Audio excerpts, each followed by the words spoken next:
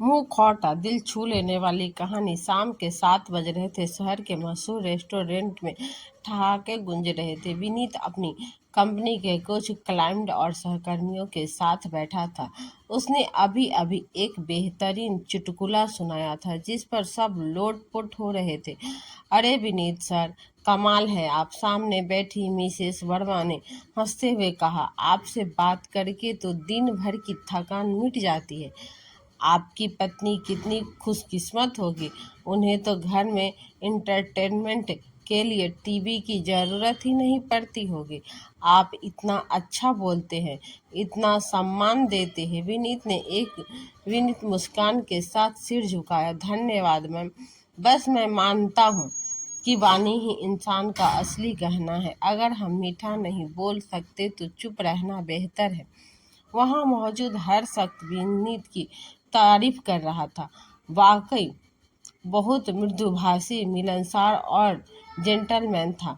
उसने वेटर को भी बेटा कहकर बुलाया था और बिल देते वक्त उसे अच्छी टिप्स के साथ साथ दुआएं भी दी थी। घड़ी की सुई 8 पर पहुंची। पार्टी खत्म हुई। विनीत ने सबको अलविदा कहा, अपनी कार में बैठा और घर की ओर चल पड़ा। जैसे जैसे कार घर के करीब पहुंच रही थी, विनीत के चेहरे का भूगोल बदल रहा था। वो चमकती हुई आंखें अब बुझ चुकी थी। होठों पर सूजी मुस्कान गायब हो गई थी और माथे पर एक अस्थाई सिकन आ गई थी। कार का दरवाजा खुलने तक वह रेस्टोरेंट वाला विनीत नहीं रहा था। उसने घर की घंटी बजाई। दरवाजा उसकी पत्नी श्रद्धा ने खोला। श्रद्धा के चेहरे पर एक थकी ही हुई लेकिन उम्मीद भरी मुस्कान थी। आ गए आप? पानी लाऊं? श्रद्धा ने पूछा। विनीत ने बिना उसकी तरफ देखे अपने जूते उतारे और सोफे पर फेंक दिए। हटो सामने से। आते ही शुरू हो गई। पानी लाऊं? चाय लाऊं? अरे भाई सांस तो लेने दो। दिन भर बाहर मजगारी करके आता हूँ। घर में घुसते ही नौकरानी की तरह सिर पर मत चढ़ा करो। श्रद्धा की मुस्कान मुरझा गई। वह चुपचाप रसोई में पानी लेने चली गई। तभी अंदर के कमरे से विनीत की बूढ़ी माँ पुष्पा देवी अपनी लाठी टेकते हुए बाहर आई। उनके घुटनों में बहुत दर्द रहता था, फिर भी बेटे की आहट सुनकर वे रुक न सकी। बेटा आ गया। आज डॉक्टर के पास गई थी। उन्होंने कहा है कि वो वाली दवा बदलनी पड़ेगी। विनीत ने अपना फोन निकालते हुए झुंझलाकर जवाब दिया। माँ प्लीज, अभी मैं ऑफिस के ईमेल चेक कर रहा हूँ। आपकी बीमारियों का पुराण सुनने का वक्त नहीं है मेरे पास। टेबल पर पर्चा रख देना, मंगवा दूंगा। अब शांति से बैठने दोगे या मैं वापस बाहर चला जाऊं? पुष्पा देवी का चेहरा उतर गया। उन्होंने धीरे से कहा, नहीं बेटा, तू काम कर ले। और वे वापस अपने कमरे में मुड़ गए। यह इस घर की रोज की कहानी थी। विनीत जो बाहर दुनिया के लिए फरिश्ता था, घर में पत्थर बन जाता था। अगर पड़ोसी की बीवी बीमार हो तो विनीत फलों की टोकरी लेकर सबसे पहले पहुंचता और पूछता, भाभी जी कोई भी ज़रूरत हो तो बताइएगा, मैं हूं ना। लेकिन अगर अपनी पत्नी को श्रद्धा को बुखार हो तो उसका ताना होता, तुम्हें तो रोज कोई ना कोई बीमारी लगी रहती है, अब खाना कौन बनाएगा। अगर ऑफिस में किसी जूनियर से गलती हो जाए तो विनीत उसे समझाता, कोई बात नहीं, गलतियों से ही इंसान सीखता है।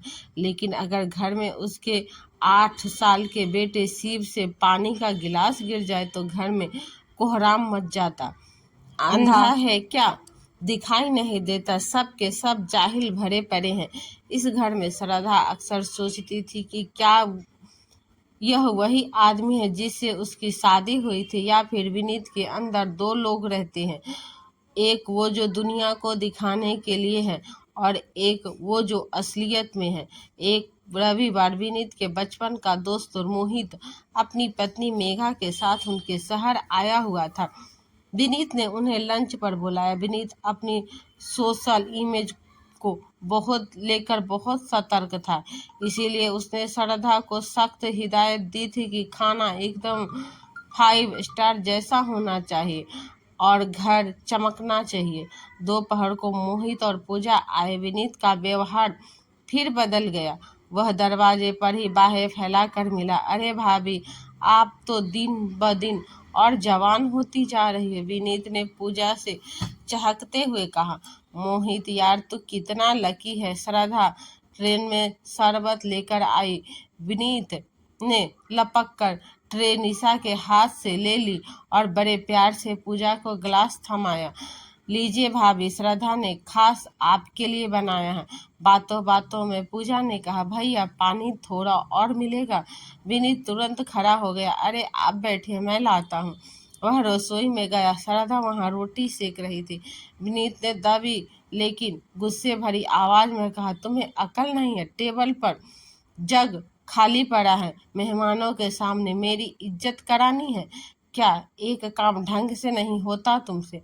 श्रद्धा की आंखों में आंसू आ गए, लेकिन उसने पल्लू से पोंछ लिया और जग भरकर बाहर भिजवा दिया। खाना खाते वक्त विनीत ने पूजा की साड़ी की तारीफ की।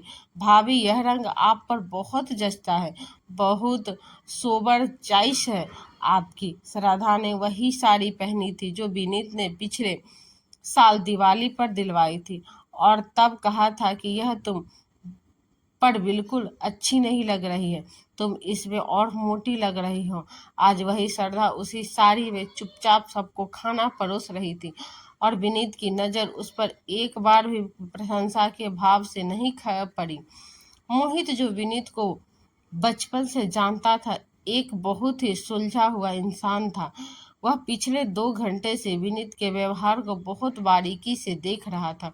उसे विनीत की ओवर एक्टिंग और श्रद्धा की खामोशी के बीच का विरोधाभास साफ दिखाई दे रहा था।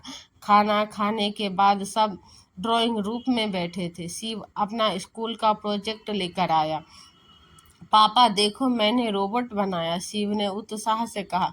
विनीत ने पूजा और मोहित के सामने अपनी बाप वाली छवि चमकाने के लिए शिव को पास बुलाया। अरे वाह, मेरा बेटा तो जीनियस है, बहुत बढ़िया बेटा।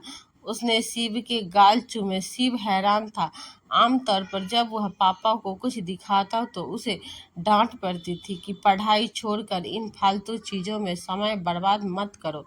बच्चा समझ नहीं पा रहा था कि आज पापा इतने अच्छे क्यों हैं। शाम को जब मोहित और पूजा जाने लगे तो विनीत उन्हें कार तक छोड़ने आया। मोहित ने कार का दरवाजा खोला, फिर रुका और विनीत के कंधे पर हाथ रखा। विनीत, यार एक बात बोलूं, बुरा तो नहीं मानेगा? विनीत मुस्कुराया। अरे बोलना यार, अपना तो भाई है। मोहित ने गंभीर होकर कहा, यार तू दुनिया का सबसे बेहतरीन दोस्त है, सबसे अच्छा होस्ट है और शायद ऑफिस में सबसे अच्छा बॉस भी होगा। लेकिन क्या? विनीत ने पूछा। लेकिन तू एक बहुत बुरा पति और एक बहुत कमजोर पिता है, मोहित ने सीधे आंखों में देखकर कहा। विनीत के चेहरे से मुस्कान गायब हो गई। यह क्या कह रहा है तू? मोहित ने समझाया, देख भाई, मैंने देखा कि तूने पूजा से कितनी तमीज से बात की। तूने उसे पानी तक खुद उठा कर दिया, उसकी साड़ी की तारीफ की, लेकिन अंदर जब श्रद्धा भाभी से सब्जी में नमक थोड़ा ज़्यादा हो गया था तो तूने उन्हें जिस तरह घूरा था वो मैंने देख लिया था। तूने पूजा से कहा, प्लीज बैठिए, लेकिन श्रद्धा भाभी को तूने एक बार भी साथ बैठने को नहीं कहा, वो बस परोसती रही। विनीत कुछ बोलने लगा लेकिन मोहित ने रोक दिया। सुन, हम गैरों से अच्छा व्यवहार इसीलिए करते हैं क्योंकि हमें उनकी गुड बुक्स में रहना होता है, हमें अपनी इमेज बनानी होती है। हम जानते हैं कि अगर पड़ोसी से बदतमीजी करेंगे तो वो हमें छोड़ देंगे, बुरा भला कहेगा, लेकिन हमें लगता है कि घर वालों तो फिक्स्ड डिपॉजिट है, वो कहाँ जाएंगे, माँ है, बीबी है, बच्चे हैं, ये तो अपने हैं, इनसे कैसा भी व्यवहार करो ये तो सहेंगे ही। मोहित की बातें विनीत को चुभ रही थी। विनीत, जिस दिन तूने श्रद्धा भाभी से वैसे ही बात कर ली जैसे तू आज पूजा से कर रहा था, कसम से कहता हूँ तेरे घर के ये मुरझाए हुए पौधे फिर से खिल जाएंगे। बाहर वालों की तालियां बटोर कर क्या करेगा जब घर लौटने पर तुझे सिर्फ खामोशी और डर मिले। तूने शिव को गले लगाया तो वो सहम गया था क्योंकि उसे तेरे प्यार की आदत नहीं है। सोच इस बारे में। मोहित गाड़ी में बैठकर चला गया। विनीत सड़क पर अकेला खड़ा रह गया। शाम का अंधेरा घिर गया था। वह बहुत देर तक गेट पर खड़ा रहा। उसे याद आया कि आज उसने मिसेस वर्मा की तारीफ की थी, वेटर को दुआएं दी थी, पूजा को रानी की तरह ट्रीट किया था और श्रद्धा को उसने सिर्फ आदेश दिए थे। माँ को उसने झिझक दिया था। क्या वाकई वह दोहरी जिंदगी जी रहा था? क्या इसका असली चेहरा वह क्रूर इंसान था जो घर के अंदर रहता है और बाहर वाला चेहरा सिर्फ एक मुखौटा था? भारी कदमों से वह अंदर आया। घर में सन्नाटा था। श्रद्धा डाइनिंग टेबल साफ कर रही थी। शिव अपने कमरे में जा चुका था। माँ टीवी के सामने बैठी थी लेकिन आवाज मूट थी। उसे देखकर सब सतर्क हो गए जैसे कोई खतरा आ गया हो। यह डर ही तो उसकी कमाई थी आज तक की। विनीत धीरे से रसोई में गया। श्रद्धा बर्तन धो रही थी। उसकी कमर उनकी तरफ थी। विनीत ने गला साफ किया। श्रद्धा का हाथ कांप गया। शायद उसे लगा कि कोई और गलती निकल आई है। वह पलटी। उसकी नजरें झुकी हुई थी। जी, वो नमक ज्यादा था ना, अगली बार ध्यान रखूंगी। विनीत का दिल बैठ गया। उसकी पत्नी उससे बात नहीं कर रही थी, वह अपनी सफाई पेश कर रही थी। विनीत ने हिम्मत जुटाई। वह शब्द जो वह दिन भर में 50 बार अजनबियों से बोलता था, आज अपनों से बोलने में उसका गला सूख रहा था। श्रद्धा, वो आज खाना बहुत अच्छा बना था, खासकर वो पनीर की सब्जी। पूजा भी तारीफ कर रही थी। श्रद्धा के हाथ से जूना छूट गया। उसने आश्चर्य से सर उठाकर विनीत को देखा। क्या उसने सही सुना? पिछले 5 साल में शायद पहली बार विनीत ने उसके खाने की तारीफ की थी। और सुनो, विनीत ने आगे कहा, तुम थक गई होगी, रहने दो, ये बर्तन सुबह बाकी साफ हो जाएगी। ले जाओ, बैठकर चाय पीते हैं। आज मैंने माँ से भी ठीक से बात नहीं की। श्रद्धा की आंखों में अविश्वास था लेकिन धीरे धीरे उस अविश्वास की जगह एक हल्की सी चमक ने ली। वह चमक जो किसी महंगे हीरे से ज्यादा कीमती थी। दोस्तों, आपको इस कहानी के बारे में क्या राय है? हमें कमेंट करके जरूर बताओ और अपनी कहानी पसंद करें तो लाइक करें, शेयर करें, अच्छी लगे तो फॉलो करना ना भूलें। धन्यवाद।